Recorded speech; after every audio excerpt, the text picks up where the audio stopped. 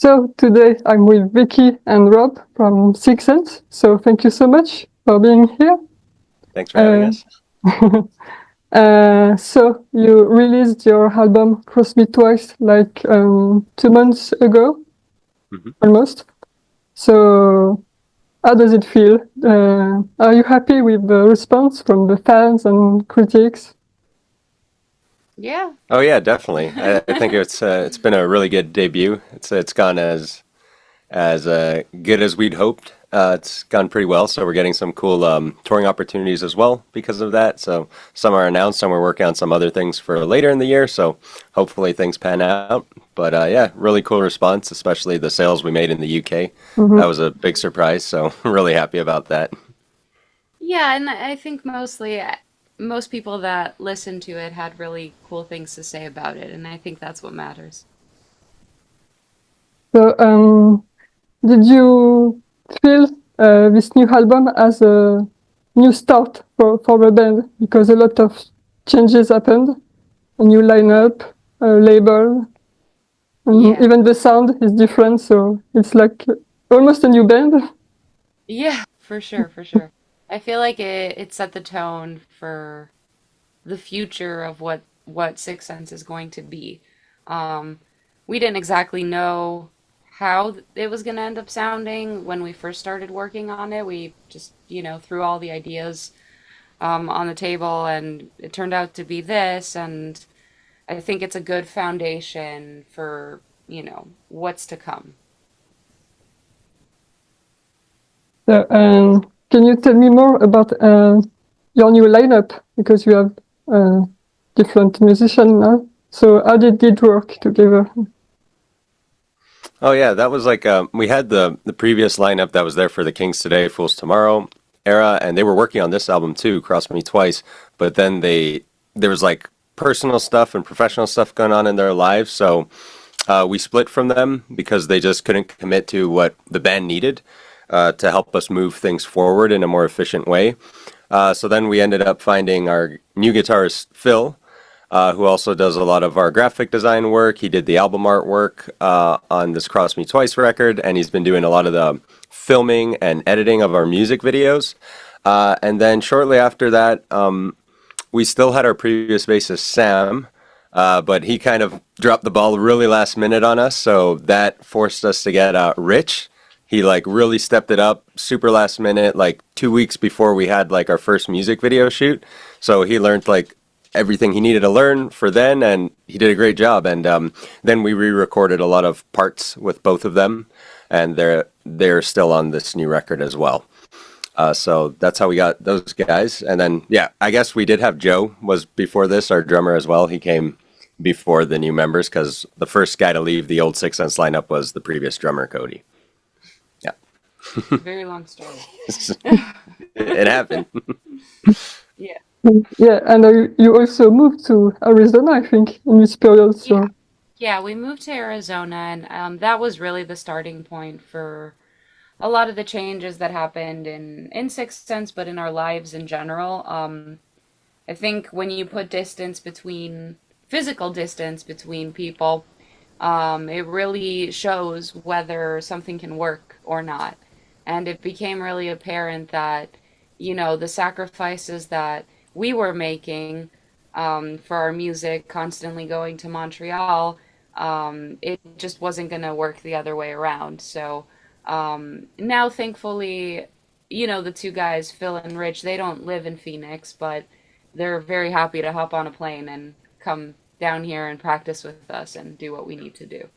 Yeah, because we were to add to that, we were actually contemplating moving up to the Northeast, like closer to Canada, to be with No, we our weren't. other bands, but it was like we just decided to do what's best for us. So we came to Phoenix, and now we have like a steady base here. Like our label rep is here, our booking agent lives here, our manager lives here. So it's like it's really smart that we ended up moving here because it's like wow, all these resources we now have, they happen to be here in Phoenix. So we just like the vibe in Phoenix overall. Like we thought it was like one of the best places in the state. So happy that this is now our new home for Six Sense. mhm. And, so I think your first single from the new album was On Repeat. Hmm. I must say, I have listened a lot your previous EPs. So when it was released, I was kind of surprised because it's done different. Was it your purpose to surprise people with this single, maybe? Yeah, that was the plan. That song it wasn't the first one we wrote for the album, but it was the one that we kind of finalized first, and we sent it out for test mixes to find who was going to mix and produce this album. So it just felt more ready than the rest, and it was kind of set in our minds that yeah, this is going to be the first single, just because it's so not only so different from our two EPs, but just different in general. Like I, well, I guess you could say that about the whole album, but that song I think was the catalyst moment where we're like, we're doing something kind of different here sonically that doesn't really sound like any other band. Like there's elements and influences from different things, but as a whole, not really. And I think, yeah, that's why we just chose to put that one out first. I think it also like just encapsulates like the entire sound of the album as well, which was cool. The only thing that was a little funny is it's the only song that doesn't have any rapping from me. So, Yeah. but like Cross Me Twice is a more scream heavy album anyways. There's a lot less rapping on it overall. But it so happens that On Repeat also doesn't have any rapping whatsoever. So it's interesting. Yeah. Yeah. And what is really interesting in this album is that it's an album. It's not just like 10 songs. It's worked as a whole thing. And it's really special, I think. And so, what was your plan with this? Yeah, that just kind of happened. I I felt like the songs had a lot of like variation between them. Like some are like on repeat, darker, more scream heavy, and then there's other ones like Throwback that's like not as heavy, more rap centered. So I was just when all these lineup changes were happening, I was just sitting with the songs and kind of trying to figure out how to bridge the gap and make it sound more cohesive. And that's when I started working on the keys and the sound design of the album, and added, kind of the same sounds and textures on the songs and the two interludes as well. And I think that just helped it like it pieced it all together and it helped it connect and flow as one album, which not to say that without that it wouldn't have, but I think it just solidified that a little bit more. I think it also has to do with like what we were going through at the time, like emotionally and lyrically. We were just going through a lot at that point in our lives, and in all my previous bands, I was writing more about like social commentary stuff. So I wanted to challenge myself and be like, all right, let's write some more personal, moving like lyrics and songs for this record, and that's how it just turned out. It ended up being like, okay, it was like one emotional song after the other, and then it was like less social commentary and more of that. So I think it just fits all together. And then, yeah, Vicky tied everything in musically with her keys and her production work that she did with Joey. So, really proud of it. Sounds great. Yeah, because Vicky, you're not just a singer. You did a lot more on this album, and Yeah. maybe it was the first time for you to do so much things. Yeah, to that level, definitely the first time. I've never done it on a professional release before. I did some stuff on the EPs, but I did all the work keys on the EPs in like 2 days. So it was really just like a last minute sprinkle, whereas here I think it's an integral part of the sound. Like there's literally moments in songs where the band isn't playing, it's all just keys and sound Mhm. design. So I think it's really cool that we go through all those different dynamics. So, and obviously, one of the best thing maybe on this album is your two voices, because it's just insane. You can rap, you can scream, you can sing, you can do everything. So, Thank you. how do you work together as for creating the melodies and the lyrics? How do you share the work? Just case by case, song by song. It's not like a one formula that we have. We just kind of listen to the song that we have and we're like, okay, this part feels like it needs screaming, or this part needs like it needs singing or rapping. Like we just kind of like talk about it and then start writing thematic ideas with the lyrics as well, like based off of like the emotion that the music is giving us or what we want to talk about. And then it just because there isn't a formula, some songs might end up being songs that I take the lead on or Robby takes the lead on. It just kind of, yeah, we go with the flow, I guess. We're not very methodical necessarily about it. It's very feeling based. What do we feel like doing in the moment, Yeah, and I other think. other songs are collaborative, and I think for some songs, like a song like "On Repeat," for example, Vicky wrote the majority of the lyrics. Even for like my parts, there's like only one section in that song that was a verse that I did, but it sets the tone. I think sometimes it's like if you let one songwriter or lyricist take it, you can then assign the vocals to each other in a different point. Like with Masquerade, that's what happened. I wrote the lyrics for that song, and then we were just like, you know what? Like that's how it flows so well. Where Vicky can be doing one vocal line, and then like I finish her sentence with something because it's kind of written by the same person. So in that case, I wrote that one, and then we just decided to split the vocals to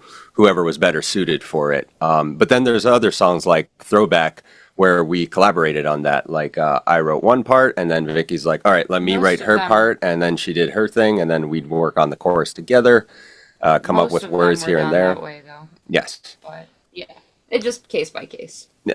Yeah. As you told, Throwback is one cool song. I really like the theme about your young years, I think. Thank you. Thank you. Yeah, it's a special song for us. Yeah. Um, sorry. Yeah. And did you always have this idea of working together one day in a band?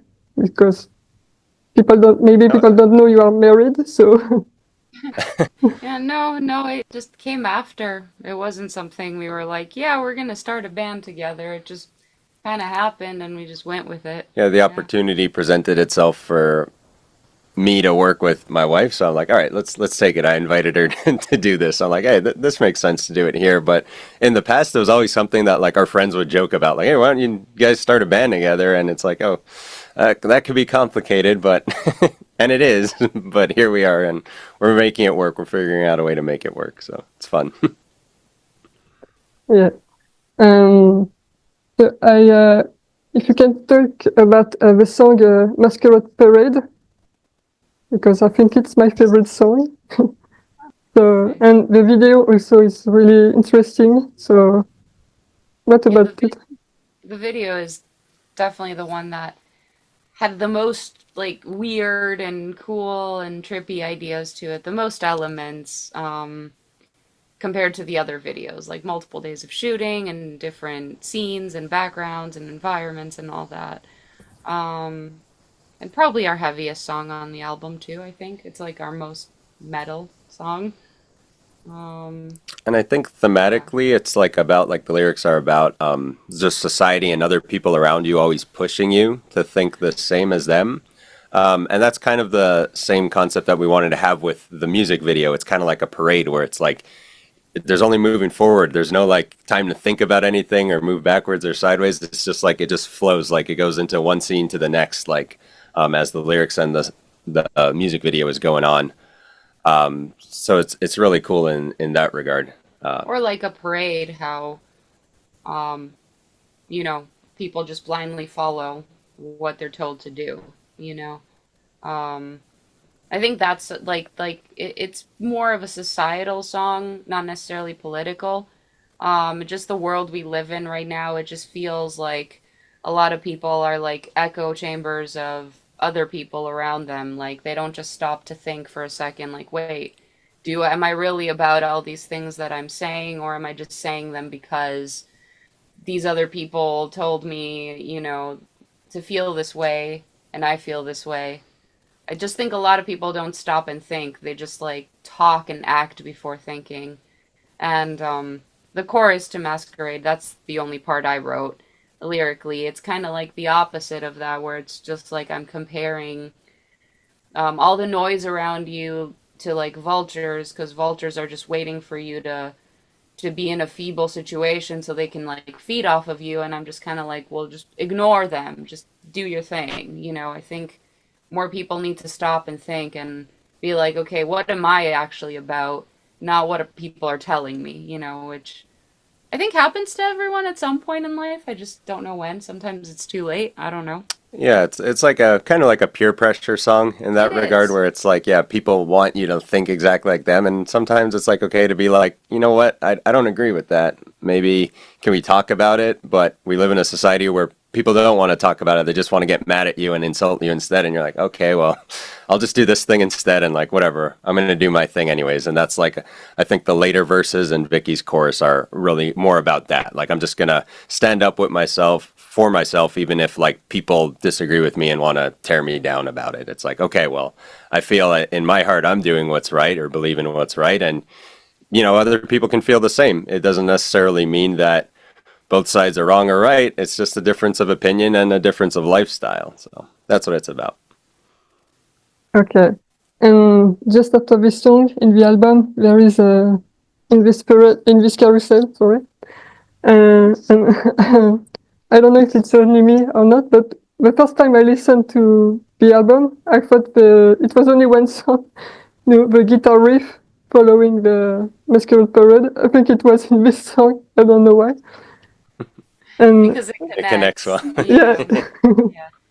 I did that by design, where listening to the whole album, it all connects, but there are some songs where the music literally doesn't fade out or stop. It just goes, and I think that's one of those moments. So, yeah, um, yeah, I just think, yeah, because Masquerade Parade ends like on a lot of like tension and weird feelings, and then in this carousel comes in and it's like a punch. yeah. It's our Exploded it. fastest, yeah, song on the album, and it comes in with that guitar riff that just feels like you're spiraling, like you're spinning, you know. Um, and then that takes you for a ride with the ups and downs, of course. But I think, yeah, putting the track listing together on the album was pretty easy as well. It just felt like a journey, and I'm like, okay, right after this song, what do I want to feel? This is what I want to feel, you know. And yeah, and this carousel's probably like our most emotional kind of song. It's like dark and heavy, like from an emotional perspective. So I felt like it was very fitting to come after Masquerade Parade. Mm. Yeah. And yeah, also, as you said, Follow Me is the last song, and it really fits as a last song as well. So, Yeah.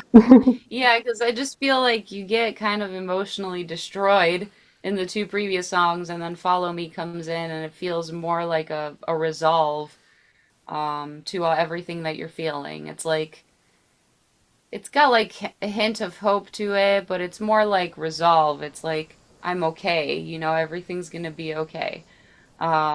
And then hopefully you want to just listen to the whole thing again Yeah, when it ends. it's a cool album, like how it flows. Like Vicky mentioned, that it's like it starts off like with a different vibe, where it's like it starts off being proud and boastful, and then it's like halfway through, it's like oh, there's like an ego check, cuts you down, and then it's like starts becoming a little more introspective, self-reflecting as the album's going, and then it goes darker and darker. It puts you in a darker place, and then like it finally finalizes with "Follow Me," where it's like okay, there's like it doesn't feel like things are resolved, but there's a sense of like something's gonna happen next. Like I don't know how to explain it, which maybe it'll tie into our next album or maybe not, but we'll see. I just like that, I like how the album ended up flowing, and Vicky did a really good job of putting the track listing together. It makes a lot of sense, and it's a fun journey. And then yep, you could just it ends how it starts. You know, it's like the final notes can. It's just like a loop.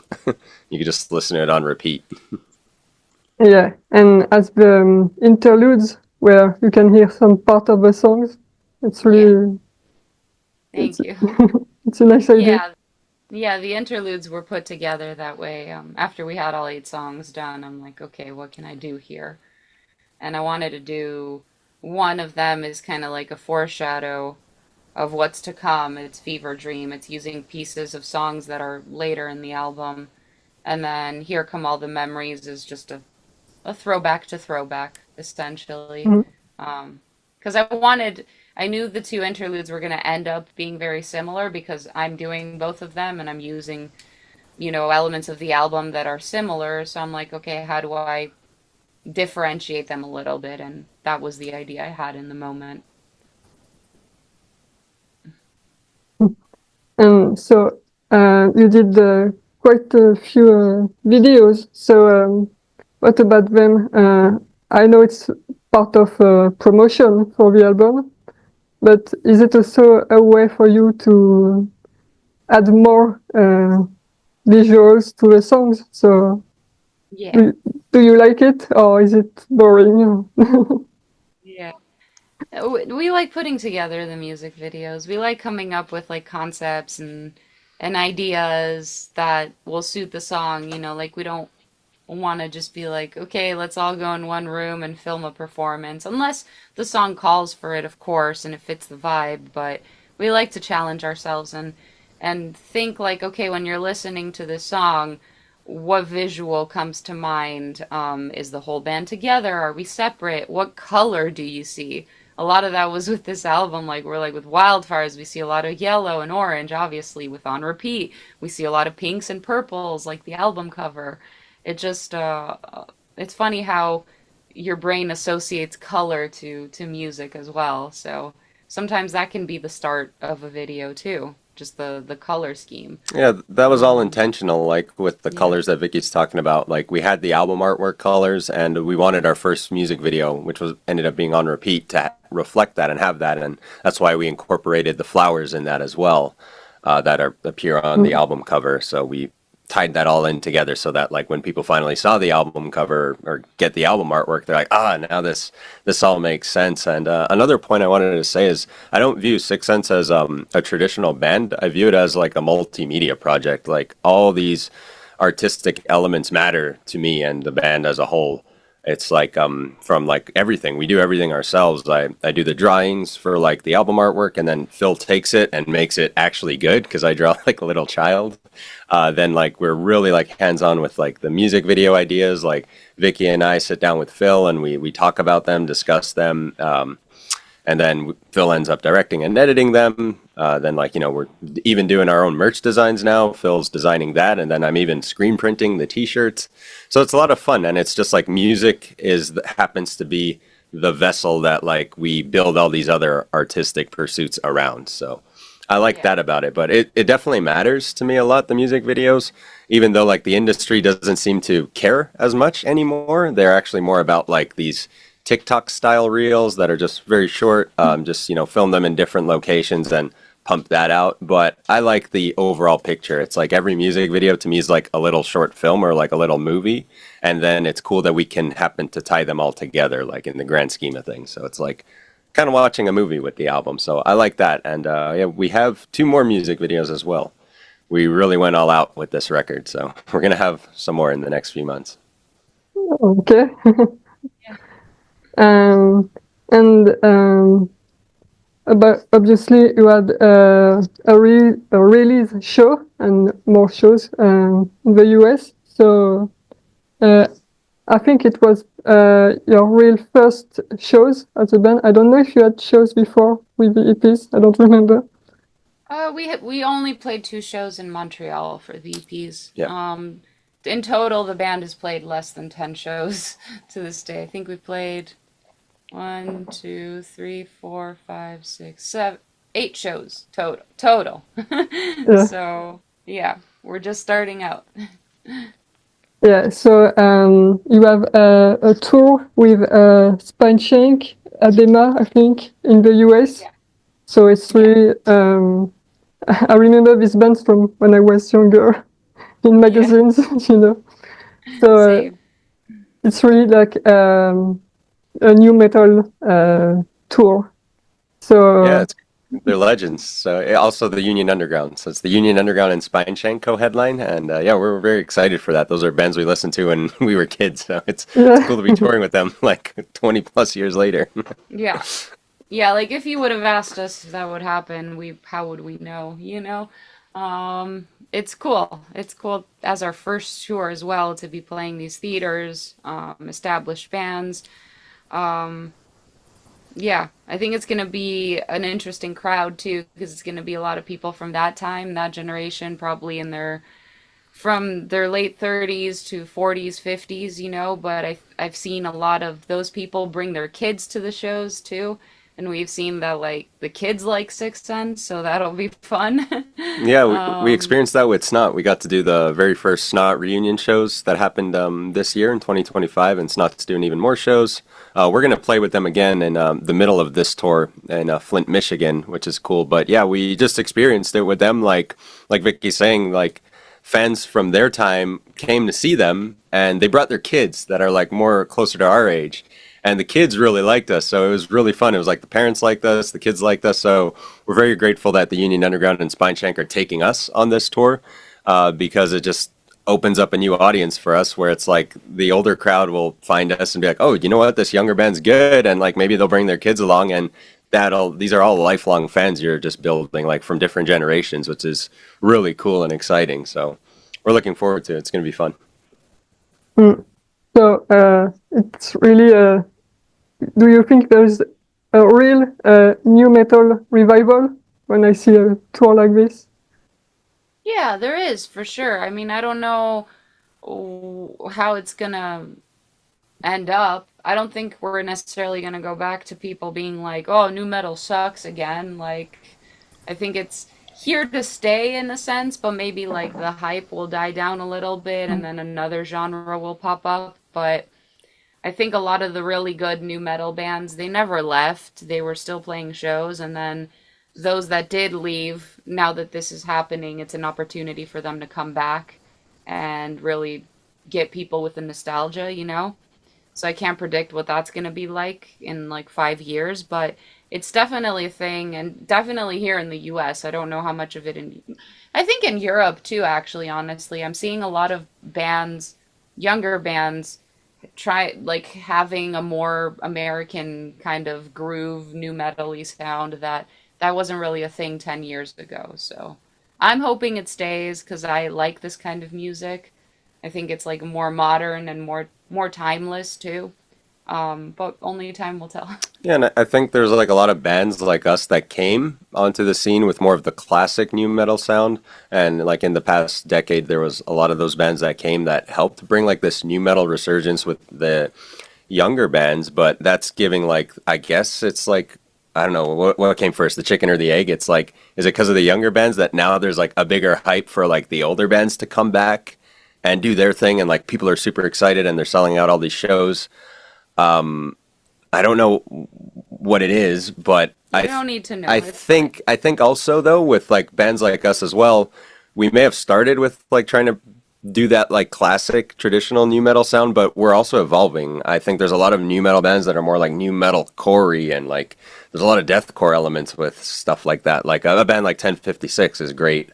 And they're just more on the heavier side of things, and I think we're drifting into that direction too, where it's just music as a whole is getting darker and heavier, and I think that's a cool thing. It's just like the natural evolution of things, and yeah, it's exciting to see. And I also think like it translates to like the pop world too. Like if you listen to it, a lot of that stuff, like Billie Eilish, is kind of like doing like a darker sound. Like it's still pop, but it's like more darker themes, which is interesting. And the rappers are getting heavier too, incorporating heavy stuff and starting to scream, which is all exciting. I know I'm taking this in a different Yeah. direction, but Yeah. I love it. I'm excited for the state of music right now.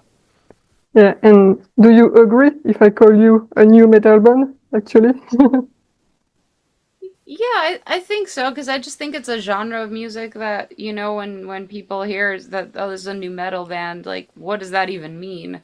It's such an like it's not like other genres of metal that I feel like are exactly. Like if I tell you this is a power metal band or this is a thrash metal band, you're gonna know and expect an exact sound.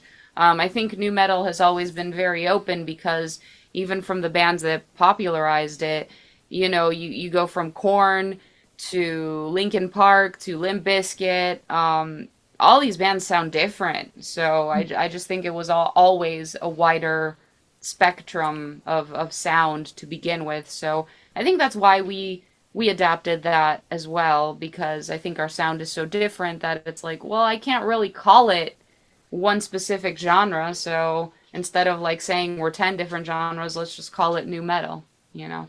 Yeah, I think the only problem now sometimes is like there's older fans maybe, or even like some But it's not even musicians a, from back no, then. it's not even a problem. I think that's just people that like, when I think of new metal, I think of They Korn, think so of I an expect yeah, of this. When I think of new metal, I think of Limp Bizkit, so I expect this. But that's just it's people being look, it's closed-minded. a That's de- not a it's a problem. debate or an argument. They're It's just like not. they just think that like there's some people out there that think new metal is like from a certain era, and I'm like, okay, Mm. I mean, it could be, but you know, it's also like if you're trying to do that sound today with a younger band, or even being a band from then and continuing to do it, It's it's fine. all music. It's new metal, It's whatever. fine. Call it what you want. It's okay, but we don't have a problem with it.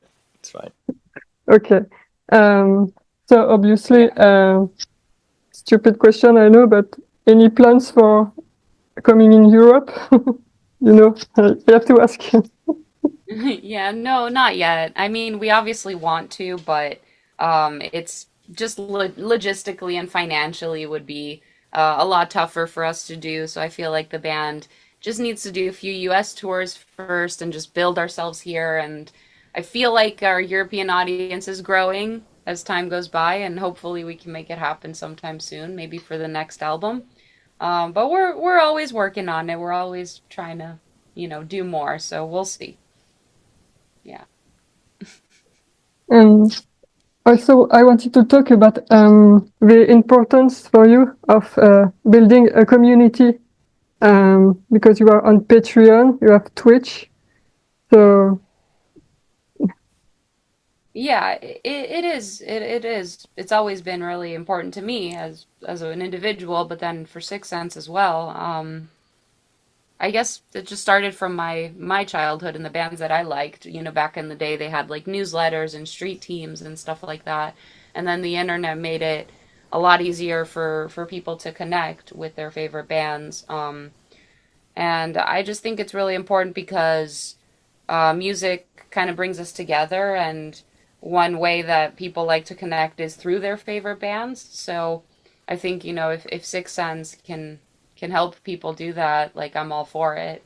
And then it's really cool with shows, um, like for this tour, for example, or even the headline show we played. There's people that are traveling to come to the shows, and they're like, "Hey," they'll leave a post and they'll be like, "Is anyone else going from this community going to that show?" And I think it brings people together and just shares that love for music. So it's definitely always been important for us and will always be important for us. Yeah, and we always respond to comments online, good or bad. We respond to everybody, and then like when you see us in person, we always talk to everybody too. We're more than happy to hang out, and it's a really good time and it's fun. And like Vicky just said, it's cool that like through the band we can provide experiences for other people where it's like they wouldn't have necessarily have traveled before, but they're like, oh, you know what, I'm going to come from Europe and come to the States to see the show because all my friends from this community are going to be there. So that's exciting to me too. It's like, yeah, that's great. I'm happy that like we can provide that outlet for people in that way. It matters a lot to us, so it's very cool. More bands should do it. Love your fans for real. okay. I think I'm done. Okay. Yeah, I think we covered everything. Okay. Anything else you want to say, maybe? No, not really. Just thank you for having us, and thank you for enjoying the album. And I see it back there in the Yeah. background. It's really cool.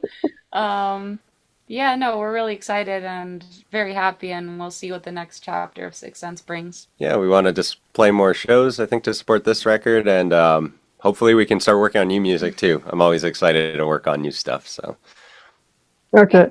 And that's so, what we got. two more videos are coming. So that's right. Yes. Yes. Okay. Yes.